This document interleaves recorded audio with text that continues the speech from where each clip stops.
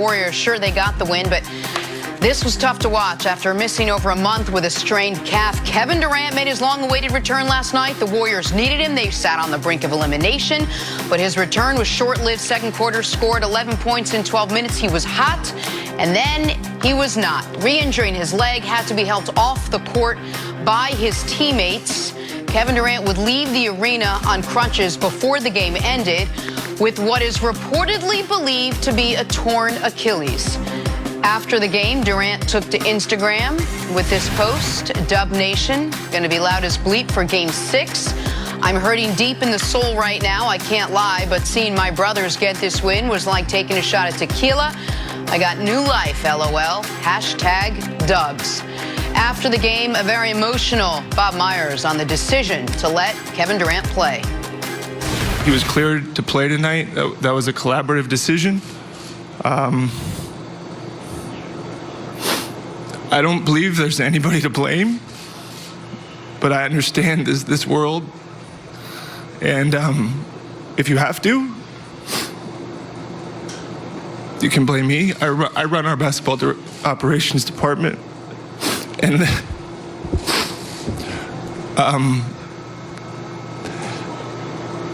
let me tell you something about Kevin Durant. Kevin Durant loves to play basketball, and the people that questioned whether he wanted to get back to this team were wrong. And I'm not here to... He's one of the most misunderstood people. He's a good teammate. He's a good person. It's not fair. It's not about basketball. It's about everything else. The that y'all don't care about. What do you think about the people who questioned Katie's heart and how long it was taking him to return? Them. No one knows more than Boogie Cousins what that feels like to have to leave basketball before the season is over. See, I'll start with you. How devastating is Kevin Durant's injury? Oh, it's an awful injury. It's an awful injury. And anytime you see an elite athlete, because injuries are a part of sport, but they're the thing as far as a career that an athlete is the variable they don't have control over. That, where they're going to play, most of the time they don't have control over those things. Kevin Durant tried. He tried to give it the type of effort, and typically in sports, as an athlete, you feel the pressure to compete. You feel the pressure not let your teammates down, and also you feel the pressure of greatness, and that is, even though I might not be 100%, I'm going to try it, and that's where great performances, that's where we get them from, with a decision just like last night. The medical staff, they said he was cleared to play. Kevin Durant and his teammates needed him. So Kevin Durant tried to put himself out there. But for every athlete who was watching that last night, I hope they learned one thing from it. And that's listen to your body. Because your body won't lie to you. You can only listen to the doctor so far. You can only listen to the training staff, listen to the coaches, and you definitely can't listen to your teammates. Because if you listen to them, they're not feeling your body, and they'll have you out there playing. That's why any type of teammates that I have, I never encourage guys. If they were injured, man, I tell them, know your body, man. Know your body. Whatever's going to happen after, you're supposed to be out there, you'll be out there. Now, once you're in the game and someone gets dinged or injured during the game, that's different. Then you try to tell the guy to suck it up, man. We need you. We like to have you out there. But this is totally different. And this was a prime example of a guy ignoring the signs that his body gave him the warning signs. He ran through those. A couple days ago, before Friday's game, he worked out. Jalen Rose said it. I saw you at a private workout. It didn't go well. His body gave him a warning. And now it's amazing that the doctors, because they're down 3-1, then they cleared him before Game 5. It's amazing how doctors and the timing of games and season, how you get cleared. NFL guy blows out his knee. When does he get cleared? About Labor Day. That's when the season's getting ready to start. Yeah. So for me, unfortunate for Kevin Durant. I do understand what he was trying to go through, because the bond that you have with your teammates, that I will push myself beyond what I can do for each other, that's why we play sports. And last night, Kevin Durant didn't get a fair share for what he tried to accomplish.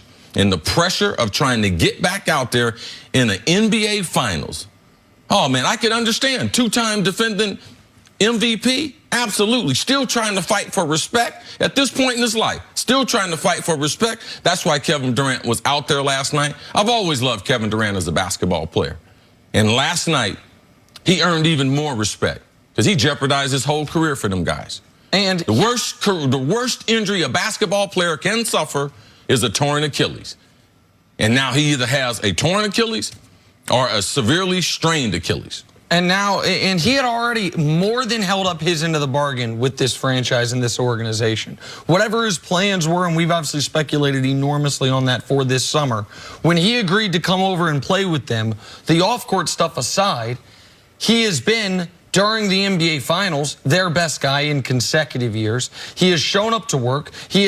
On the court, he's done everything his teammates have asked of him. His coaches have asked of him. And yet, despite that, and I wonder who these people are, and I wonder if Kevin Durant has an idea of who these people are. Who was whispering in Tim Kawakami's ear that led Tim to write, if Clay or Looney or Curry or Green or Andre Iguodala had this injury 30 days ago, would the Warriors still be waiting for them?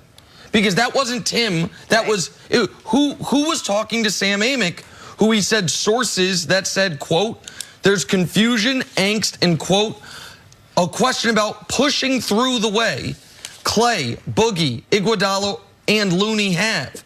That frustration and irritation were growing, according to Sam's report, in the locker room or in the organization that KD wasn't out there. If I heard that, KD heard that. Of course. And KD then, they're on the brink of elimination.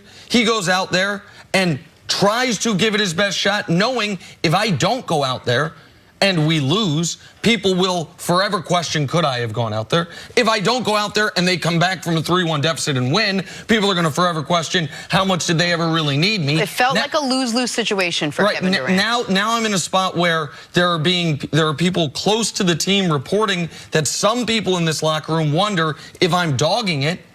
So he went out there and for 12 minutes of the first 14 played, even though Kerr said it was going to be short bursts. Those weren't no short bursts. The only short burst was his time on the bench. For those 12 minutes, he was the best player on the court. And now a guy who, Chris, you said you had heard he wants to play till he's 40. A guy who people have realistically said could become the NBA's all-time leading scorer. Now he's going to almost assuredly miss a full season of basketball and have his career potentially forever altered by this fork in the road moment. There were a lot of people that had their hand in the proverbial cookie jar, if you will, in making this decision between, I'm sure, Myers you saw and the training staff and Steve Kerr and the people around KD and Kevin Durant himself. Do you blame the Warriors for what happened to Kevin Durant? Is there any blame that you can place on anyone? Sports teams are going to do what they do, and that's try to win games, and they're going to push the product out there. They don't care anything about the athlete. Bob Myers, he was crying last night. But typically, they don't. This is what they do. They push the athlete to be on the court or on the field. It happens all the time in sports. And they should assume some of the blame. Absolutely. Because Kevin Durant hadn't been through a full NBA practice. Now, I know he might have been cleared for physical contact. He might have been cleared to practice, but he didn't make it through an NBA practice. He shouldn't have been playing the NBA Finals without being cleared, without going through that protocol. So what ends up happening, because you don't have time on your side, you take the shortcuts. Oh, man, he'll play with some of the backup guys. Oh, he'll play with some of the coaches. He'll play 2-on-2, 3-on-3. Had Kevin Durant participated in a full NBA practice before last night's game? No. And there is no doctor that would say, that's the way I'm going to bring him back into competition. And let alone, it is the most intense competition that he's ever been involved in his career. And bring him back, with what they said before the game was no minutes restrictions. No, I mean, and before the game. I don't believe that. I believe they just made that up. Okay, well, I'm just saying. When you haven't been through a practice, it doesn't make sense. Like, it doesn't make common sense. People say a lot of things to get through that conversation. Sure. But there's no way Kevin Durant wouldn't have a minutes restriction. He didn't make it through 12 minutes. Well, and that's before the game, they said there wasn't going to be a minutes restriction, but what they did say was he was going to play in short bursts. Instead of, in the first 14 minutes, he played as much as anybody. I mean, he played 12 of the first 14 minutes before what looks like his Achilles popped on him. This is, as far as who deserves blame, I circle back to what I said.